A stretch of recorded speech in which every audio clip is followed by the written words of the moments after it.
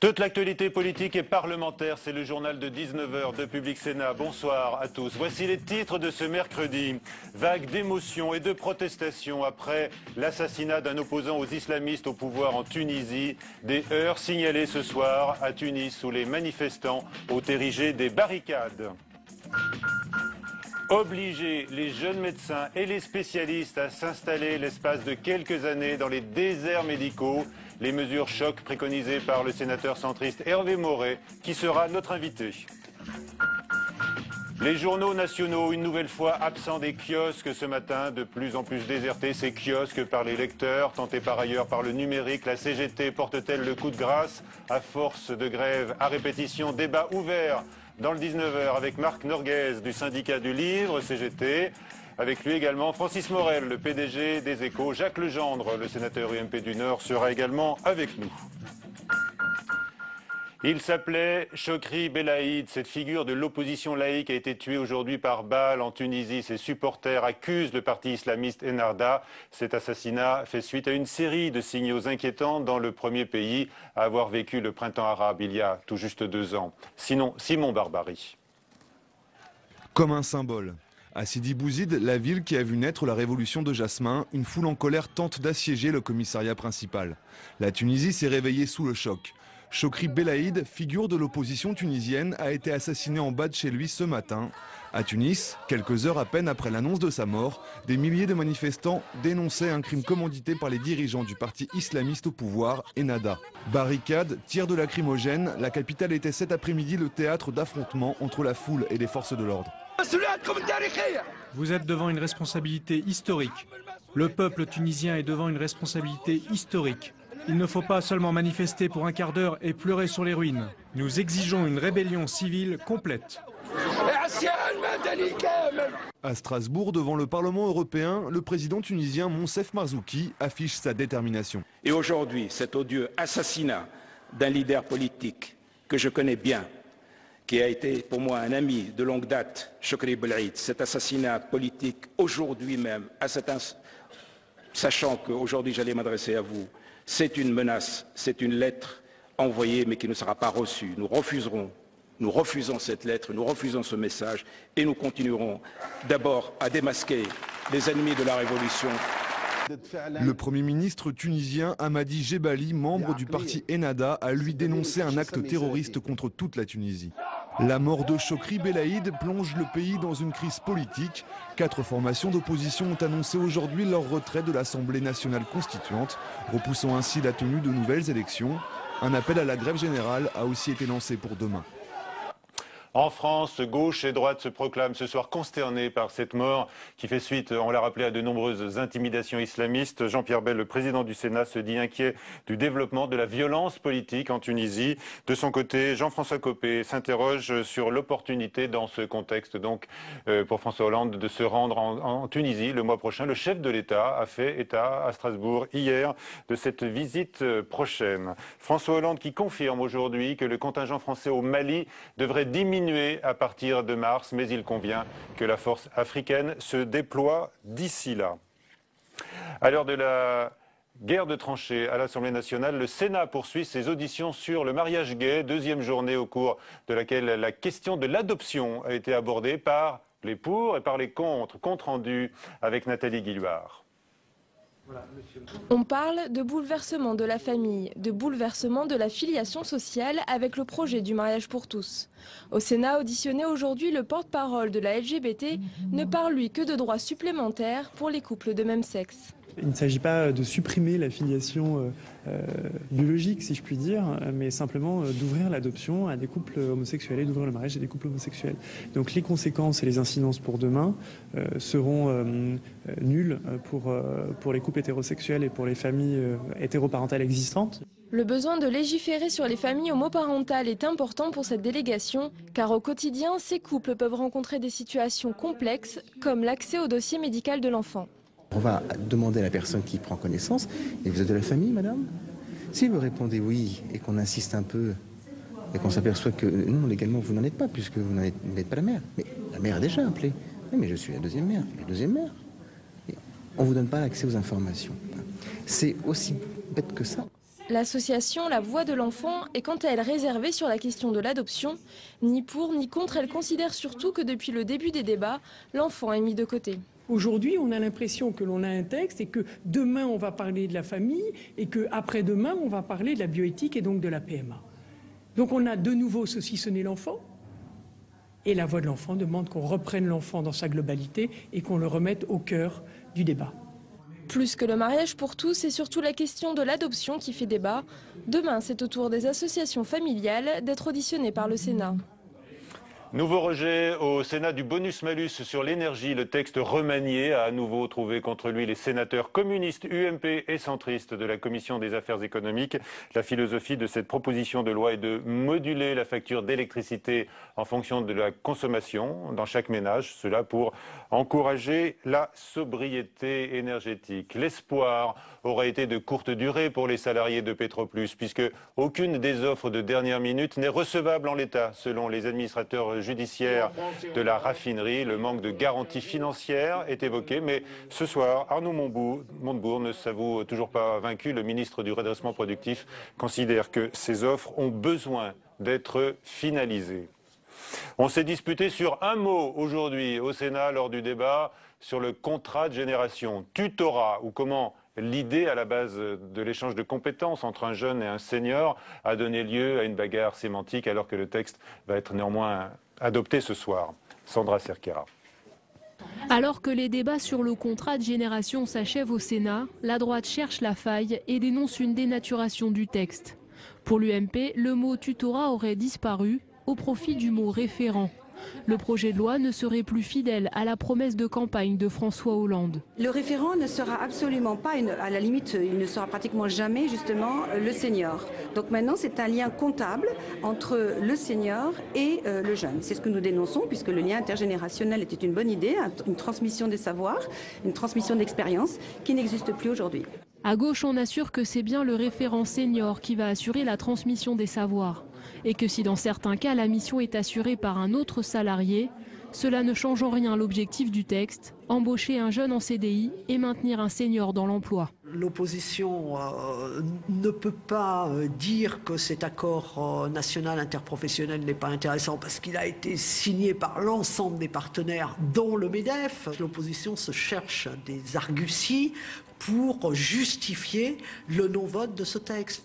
Fait devenu rare, les communistes vont unir leur voix à celle de la majorité sénatoriale pour voter le projet de loi sur le contrat de génération.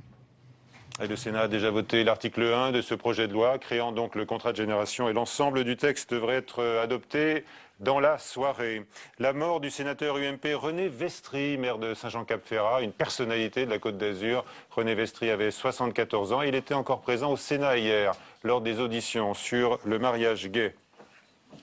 La lutte contre les déserts médicaux est un combat que mène chaque gouvernement successif. On l'a vu d'ailleurs récemment avec la relance de mesures incitatives par la ministre de la Santé, Marisol Touraine. Bonsoir Hervé Moret, bonsoir. Sénateur centriste de l'Eure, et vous êtes le rapporteur du groupe de travail sur la présence médicale sur le territoire français. Un mot d'abord sur le diagnostic. Bon, il est connu, mais il faut le rappeler. Tout à fait. D'abord, c'est pas un rapport que j'ai commis personnellement, comme on pouvait le penser quand vous avez annoncé le sujet. C'est un rapport d'un groupe de travail présidé par mon collègue Jean-Luc Fichet, sénateur socialiste, qui a réuni une quinzaine de sénateurs de tout groupe politique qui ont adopté à l'unanimité le rapport qui a été présenté. Alors la situation, pour répondre à votre question, effectivement, est extrêmement préoccupante, puisqu'aujourd'hui, on a des délais d'attente dans certains cas qui sont extrêmement longs et qui peuvent, dans certains cas, aller jusqu'à 18 mois pour obtenir un rendez-vous chez un spécialiste. Alors, par exemple, votre département est touché. On peut citer l'Ain, la Haute-Loire, la Corrèze, la Mayenne, la Meuse, l'Orne. Ça, ce sont des départements qui sont considérés donc avec, d'après les statistiques, une densité de médecins 30% inférieure à la moyenne nationale. Tout à fait. L'écart entre généralistes selon les départements va de 1 à 2 et pour les spécialistes c'est encore pire puisqu'il va de 1 à 8 et en fait il y a des déserts médicaux dans tous les départements. Et on sait que la situation va s'aggraver puisque du fait de l'effet différé dans le temps de la baisse passée du numerus clausus, le nombre de médecins va diminuer. alors même que la population va vieillir et augmenter. Donc on sait que dans les années qui viennent, la situation va empirer. Et c'est pour cela... C'est pas d'aujourd'hui qu'on agit. Et vous dites ça n'a pas été suffisant jusqu'à présent. Non, mais le problème, c'est qu'on n'a pas vraiment agi. Et c'est pour ça que le titre du rapport, c'est « Agir vraiment ». Depuis les années 90, les gouvernements qui se sont succédés, contrairement à ce qui s'est passé par exemple en Allemagne, ont pris des mesures, on va dire, extrêmement prudentes et timides. Bon.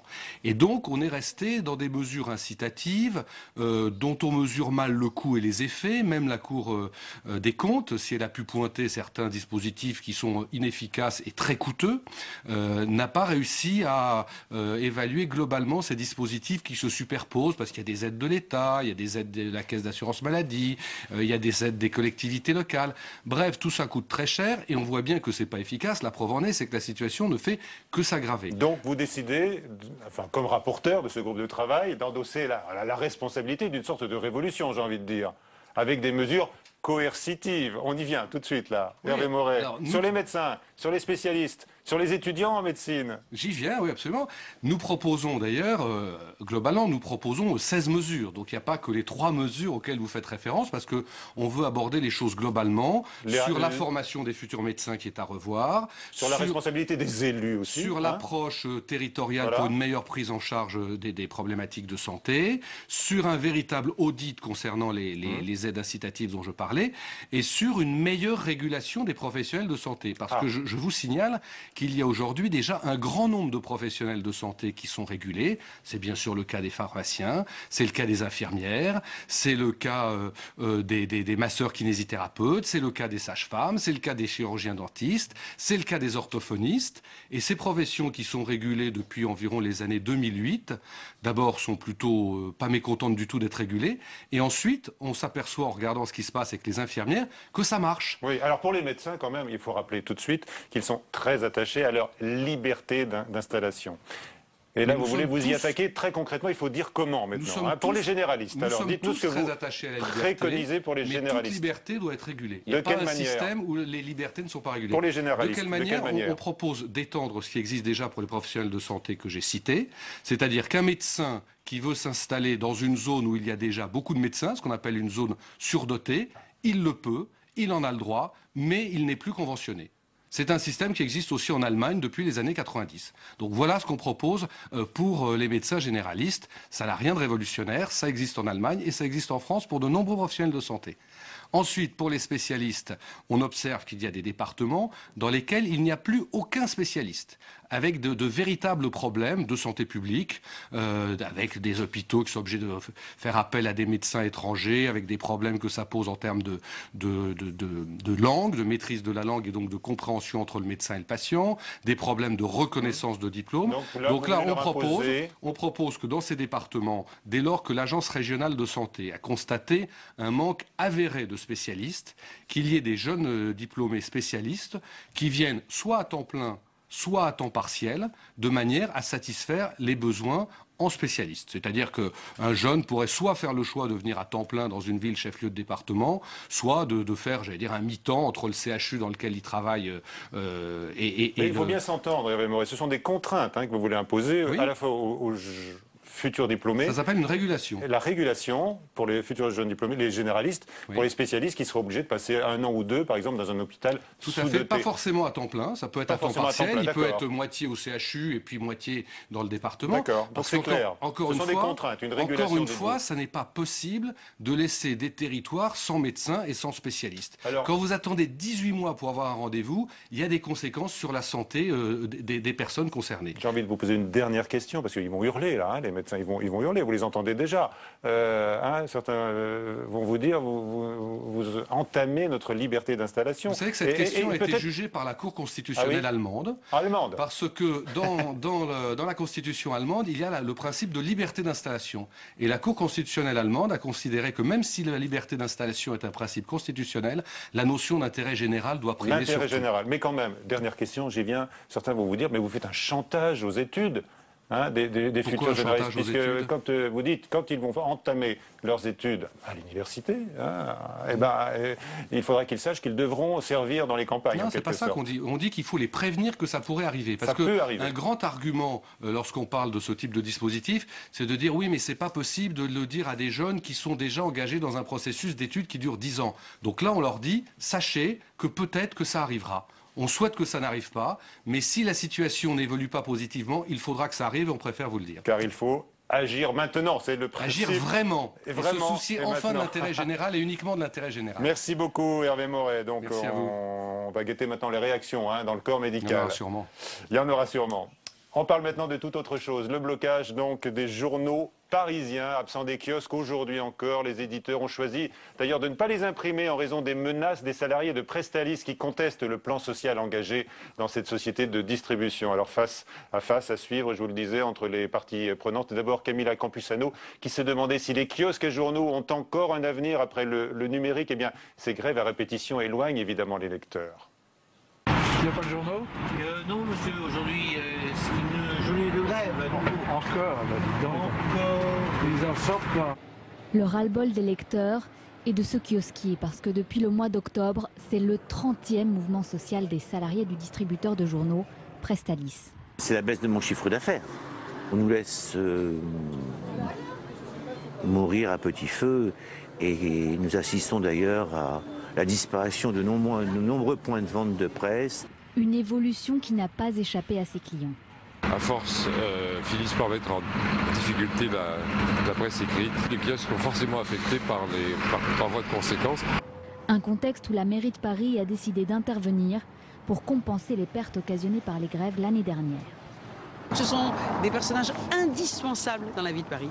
Et c'est pour cela que nous avons décidé de les aider de manière exceptionnelle et que nous allons revoir aussi leur positionnement à Paris. Mais les grèves à répétition, comme nous en avons vécu depuis maintenant 2 ans, les mettent en très grand danger de survie. Donc vraiment là, nous sommes très inquiets. Mais les kiosques sont en réalité en danger depuis plusieurs années. Ce que je vends le mieux, c'est les cartes postales. Avec le numérique, les journaux passent du papier à l'écran. Et nombreux sont ceux qui n'ont même pas remarqué la grève d'aujourd'hui. Avec nous, donc, Francis Morel, le PDG des Échos, bonsoir, merci d'être avec nous. Marc Norguez, le secrétaire général du syndicat général du livre, merci d'être avec nous ce soir. Et Jacques Legendre également est avec nous, sénateur UMP du Nord, vice-président de la commission de la culture et de la communication. Et vous suivez de très près ces questions d'abord de distribution de presse et également de l'impact du numérique sur ces métiers. Francis Morel, est-ce que vous appelez les salariés de Prestalis à se ressaisir? Je les appelle à avoir un dialogue constructif avec la direction, peut-être avec un intermédiaire pour faciliter le dialogue. Mais ce que je pense, c'est que... Vous avez quand même des reproches à leur adresser. 24 non-parutions ou perturbations dans la distribution des journaux en 4 mois. Ça fait un certain temps que je suis dans ce métier. Je crois que je n'avais jamais connu de telles perturbations. Il est évident que pour l'équilibre des journaux, c'est dramatique. Pour les lecteurs, c'est une perte de repères. Il ne faut pas s'étonner si ensuite les lecteurs n'achètent plus les journaux. Et pour les marchands de journaux, vous le montriez tout à l'heure, c'est une situation absolument catastrophique. Leur vie est déjà très difficile. C'est des horaires, des conditions de travail, des rémunérations qui sont faibles. Et là, brusquement, ils se retrouvent avec des journées où leur chiffre d'affaires disparaît quasiment. Diriez-vous, comme votre homologue du Figaro, M. Feuillet, que c'est un véritable scandale, une prise en otage, et que ce sont des actes violents? Ce sont ces termes. C'est une prise en otage, oui, ça c'est absolument évident. Alors, que répondez-vous, M. Norguez, à cette exaspération? On peut les comprendre, puisqu'ils n'arrivent pas à sortir leurs journaux, des patrons de presse. D'abord, je vous remercie d'inviter un représentant des salariés, parce que ce n'est pas courant, donc il faut quand même le souligner. Alors, évidemment, il y a une grève avec un arrêt de travail important de 24 heures, et on met sur le devant de la scène la question de la distribution de la presse et des problèmes qui existent dans cette profession depuis maintenant 6 mois, en fait, depuis l'annonce d'un plan de restructuration qui vise à supprimer plus d'un emploi sur 2 à Prestalis, une entreprise qui compte dans son groupe 2300 salariés et qui envisage d'en licencier 1250 dans l'ensemble sur une période qui s'étale jusqu'en 2015. Alors vous comprendrez... Alors vous avez des motivations sociales évidemment à faire valoir, c'est ce que vous faites. Alors on va s'interroger aussi sur les conséquences, parce que certains éditeurs de presse se disent, mais est-ce qu'ils ne veulent pas nous faire mourir tous ensemble? Mais pourquoi faire? Ça serait quel serait notre intérêt de cette attitude suicidaire? Il s'agit au contraire de conserver son emploi et de développer la filière. Et alors, est-ce la meilleure façon d'agir que ces grèves à répétition? Dialoguer, hein, puisque vous êtes là pour parler entre vous aussi. Hein. Nous pensons que ceux qui veulent affaiblir la filière, justement, c'est ceux qui proposent un plan d'élimination drastique, peut-on dire, voilà. Mais à partir du moment où Prestalis voit son chiffre d'affaires baisser d'un tiers dans les 10 dernières années, forcément, elle est obligée de se reconfigurer en conséquence. Les ventes perdues du fait de la messagerie concurrente qui leur a pris beaucoup de chiffres d'affaires ou du fait des lecteurs qui se sont éloignés des titres, dans la mesure où Prestalis c'est une économie avec essentiellement des charges fixes, forcément, il y a des conséquences de restructuration. Alors je comprends très bien la difficulté et peut-être qu'il faut voir comment ça se fait. Mais dire on va trouver une autre solution que la restructuration, quand on a une telle perte de chiffre d'affaires, malheureusement, je pense qu'il n'y a pas d'autre solution. Alors il faut voir comment, il faut aménager les choses. Mais je pense que c'est incontournable. Qu'il faille évoluer et négocier, ça on en est tous d'accord. D'ailleurs, quand vous étiez président du SPQN, c'est ce que nous avons fait. C'est ce que nous avons fait. Aujourd'hui, il semble que ce soit plus possible. Alors on s'interroge. Depuis une décennie, on a su donc s'adapter et l'entreprise a été véritablement en difficulté pour des raisons compliquées et nombreuses qu'on ne pourra pas développer, je crois, ce soir. Et brutalement, on nous annonce maintenant qu'il faut supprimer un emploi sur 2, alors qu'on a vécu une situation compliquée pendant 10 ans. Ça nous paraît pas du tout d'actualité. Il faut véritablement faire autrement. Il faut reprendre le chemin de la négociation, suspendre tous les licenciements et discuter avec, y compris l'implication des pouvoirs publics et du gouvernement, sur l'évolution de cette branche d'activité tout à fait essentielle. Jacques Legendre, le ministre du Budget, M. Cahuzac, dit que cette affaire remonte à loin, puisqu'il dit on en est à 5 plans avec beaucoup d'argent et il remonte de plusieurs années en arrière. Hein. Je voudrais rappeler que ça fait très longtemps que les pouvoirs publics et que le Parlement se préoccupent des conditions de distribution de la presse. Même, ça a été, disons, un acquis de l'après-Seconde Guerre mondiale, avec des textes tout à fait précis, la mise en place d'organismes. Nous avions été saisis au Parlement il y a 2 ans, 2 ans et demi à peu près, juillet 2011, d'un texte pour lequel d'ailleurs, dans cette commission dont j'étais le président à l'époque, nous avions cherché le consensus entre majorité et opposition pour bien montrer que tout le monde au Parlement tient à la diffusion des journaux, à la bonne diffusion des journaux, et également à l'existence aux conditions de vie des kiosquiers et à l'avenir du journal. Bon, nous étions parvenus à un certain accord sur ce point.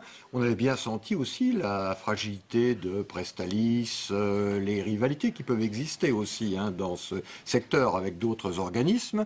Maintenant, on se trouve devant un fait très grave, des publications qui nous disent « nous ne paraissons plus ». Parce que si nous paraissons, nos journaux vont être détruits. Mais ils ne sont même plus imprimés maintenant, parce que ils sont même peur plus d'être détruits le lendemain. Quoi. Donc là, il y a, si vous voulez, une situation qui est extrêmement alarmante. Ce matin, j'ai demandé lors de la réunion de la commission de la culture que nous ayons l'occasion d'entendre rapidement les différents protagonistes, parce que ça tient au cœur de tous les parlementaires. Monsieur Norguez, les journaux ne sont pas détruits, mais ils ne sont pas diffusés, distribués. Quoi. Non, ça s'appelle une grève, oui, effectivement, vous avez raison. Mais c'est pour ça qu'on a souhaité effectivement aujourd'hui faire ce mouvement assez rare de dire nous ne paraîtrons pas, nous n'imprimerons pas, parce que c'est pas la peine d'imprimer des journaux qui resteraient à plat dans les imprimeries.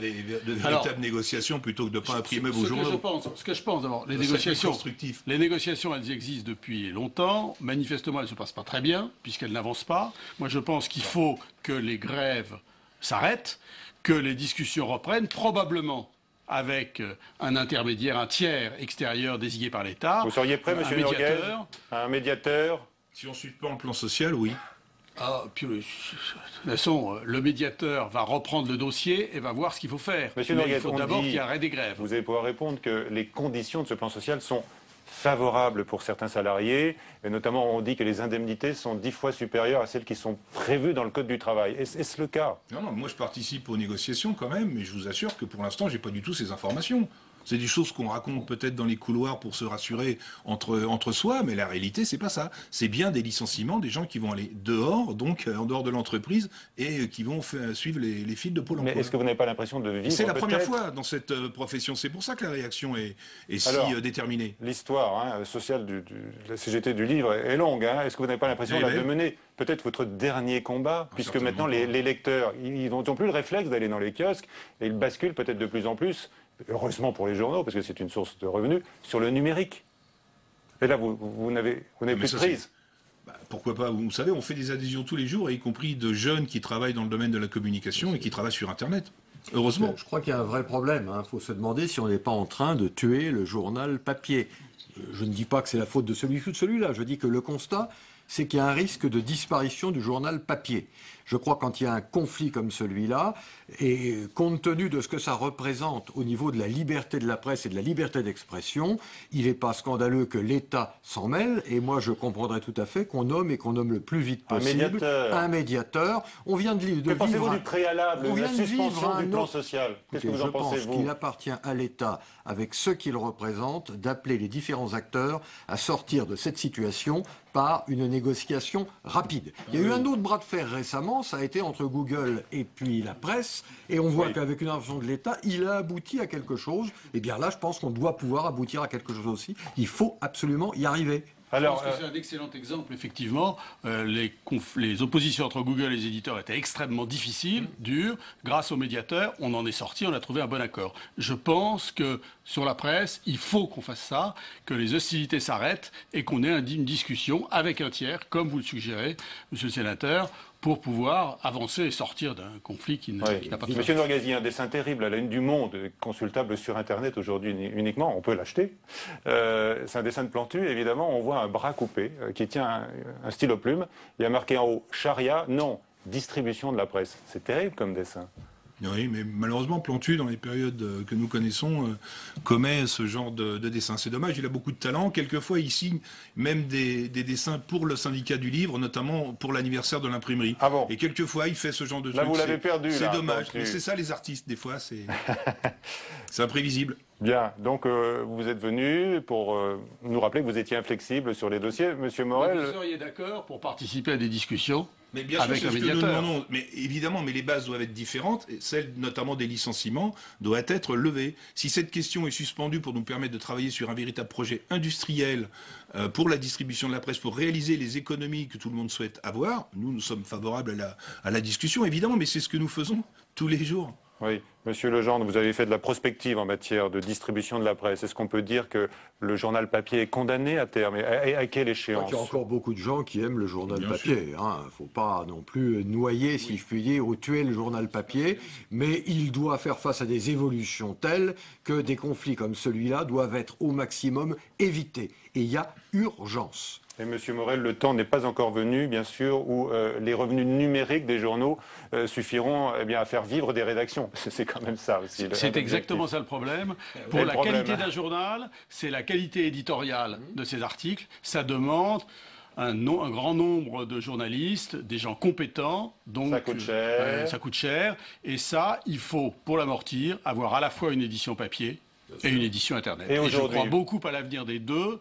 Si le papier peut continuer à vivre. Aujourd'hui, les Échos étaient accessibles gratuitement sur Internet. Vous avez perdu combien? Les Échos n'étaient pas accessibles gratuitement parce que vous avez un paywall, vous avez le droit de lire un certain nombre d'articles gratuits, et au-delà d'un certain nombre d'articles, il faut que vous payiez. Ah, d'accord. En ce qui concerne la perte, ça dépend beaucoup des journaux selon le nombre d'exemplaires diffusés en kiosque, parce qu'il y en a beaucoup qui, nous par exemple, Échos, nous vivons beaucoup plus de nos abonnements que de nos ventes au numéro. Pour nous, c'est une perte de l'ordre de 30 à 40 000 euros, mais il y a certains titres qui perdent plusieurs centaines de milliers d'euros.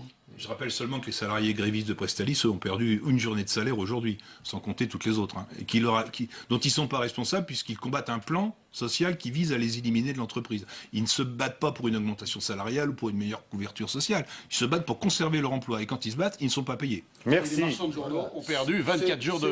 C'est raison de plus pour se hâter. Voilà, merci d'avoir dialogué sur ce plateau, même si personne n'a levé son préalable. Mais enfin, en tous les cas, vous connaissez bien de toute façon. Merci à tous les trois d'avoir participé. participé à ce journal. À 22h, Sonia Mabrouk, à suivre sur la chaîne parlementaire Assemblée nationale, Question d'info. Bonsoir et à demain, 19h.